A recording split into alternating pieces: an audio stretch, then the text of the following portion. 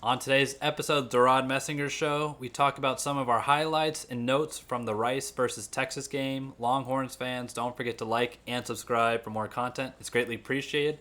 And of course, check out our work on HornSports.com as well, and we will love you forever, which is a long time doing. Now, to begin, we got some highlights from Rice, but of course, who's everyone talking about? It's the man of the hour, Quinn Ewers doing. Now, Longhorns fans, for the most part, seem to be pretty nitpicky, but at times, Dylan, nitpicky is good. If you want to improve, Dylan, you got to find a point of weakness and expand upon it and try to, just get it out of the system. But, Dylan, how did you feel about Quinn's performance against Rice? Was there some good in it? Was there some bad? What do you think? I thought there was plenty of good. The only thing is the ones that everyone is going to remember, those big play moments. That's when things didn't go exactly the way that a fan or even you and I, Devon, would like for yours, right? So those deep ball attempts of over 25 plus yards, most notably the miscommunication throw to Adonai Mitchell, right, where he threw it like 10 yards past him and Mitchell didn't really know where the ball was. It felt like, and then two underthrows to Worthy.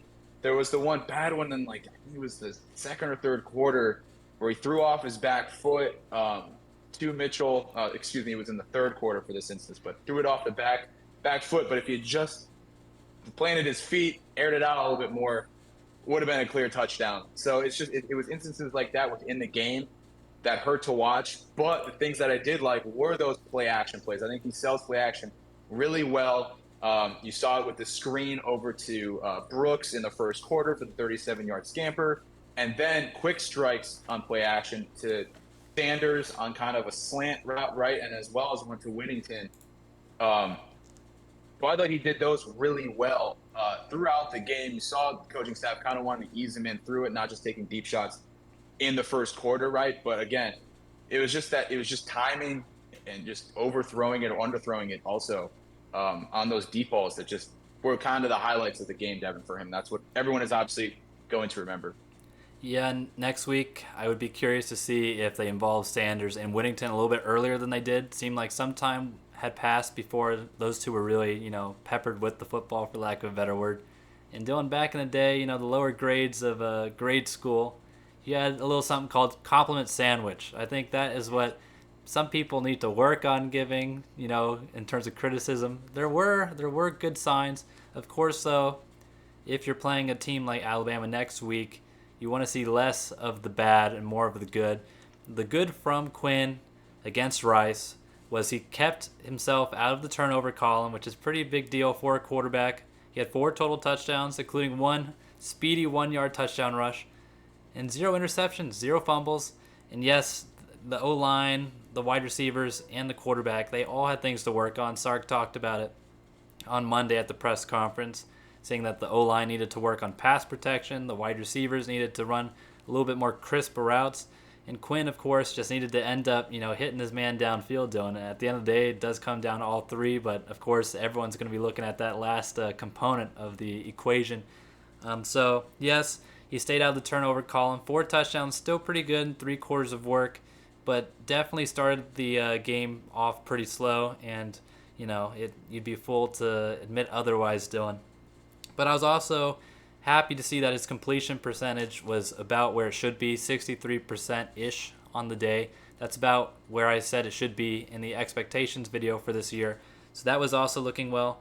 But yet again, things he needs to work on is the pocket navigation, Dylan. Wasn't the hottest that it could be.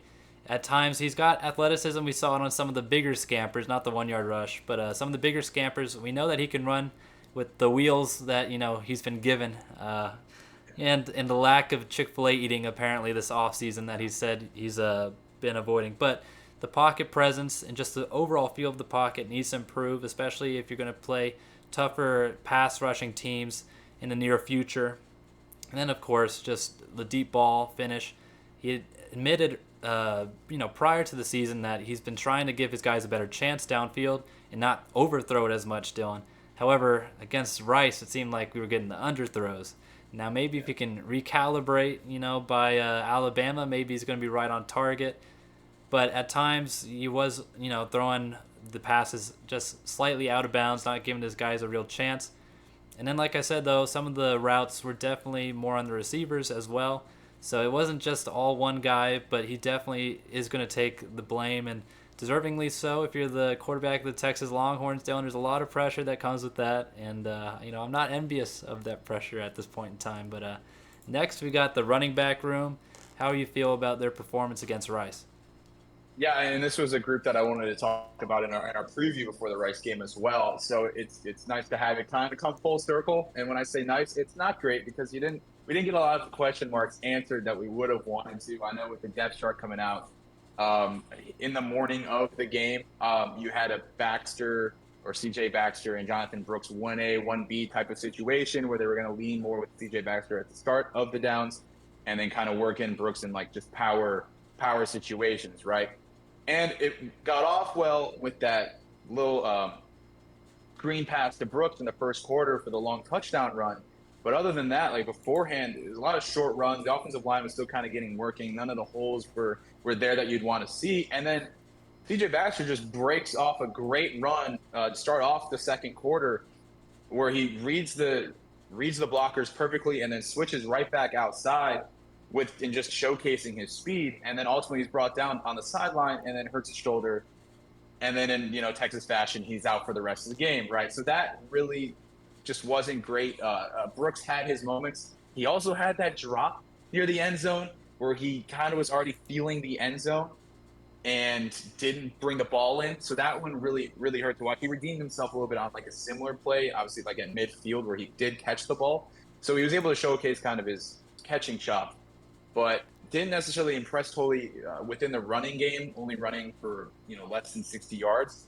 But if there's one also kind of good spots, they do have a good third string running back in Jadon Blue, Devon, who averaged I think 5.5 yards per carry. He was the leading rusher on 10 carries, and he showed just how well his frame kind of works with his speed bouncing off defenders. And in the third quarter when they were giving him the ball kind of back to back, so you kind of saw what he brings to the table in that sense. It would be nice to make sure that Baxter is back. He's probably not going to be 100% if he plays, Devin, against Alabama, but so much of those, so much of the running back room, still so many question marks, and it weren't answered. Brooks wasn't able to kind of show his dominance as the lead running back with Baxter going back out, so he didn't really fully like take over the job or show that he can fully take over games when he leaves.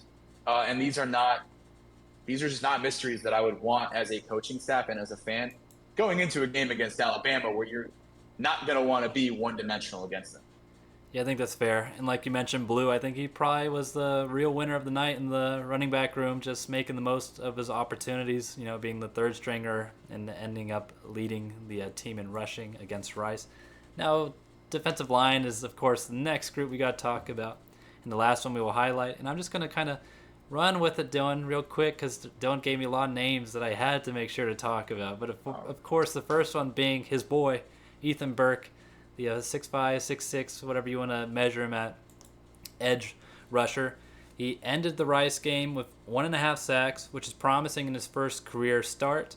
Of course, Alabama's going to present different challenges, so seeing how he's going to be able to do next weekend will be a real, measuring stick sort of performance for him. Next guy, Tavondre Sweat. Sark has been raving about his, play in practice all off season. Now he finally gets a chance to, show his skills in front of the world.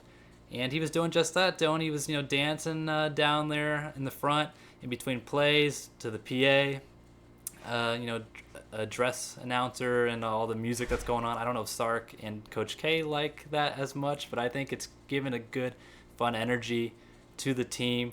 And, it's like 160 degrees, I think, was measured on the field prior to the game. It was hot. You got to keep the guys loose down there. Yeah, Tavondre somebody Sweat, was saying there was a thing on Twitter where Bevo was like medium well out there or yeah, I something saw like that. that. Like I didn't want to laugh, but I did. Yeah, it was that was bad. bad.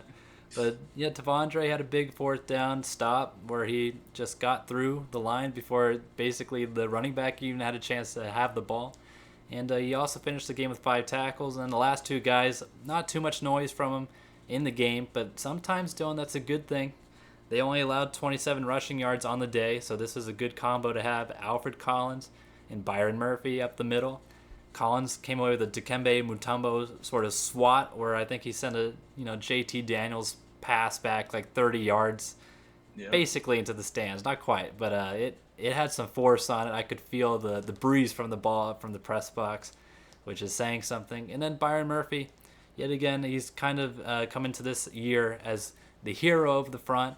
He had a quiet game, but yet again, quiet can be good, especially if you're in the secondary. I know Murphy isn't back there, but in the front, sometimes when it's a game like Rice and 27 rushing yards, you don't hear your name too much. You're doing a good job. But more importantly than what we think, what do you guys think about Texas's performance against Rice?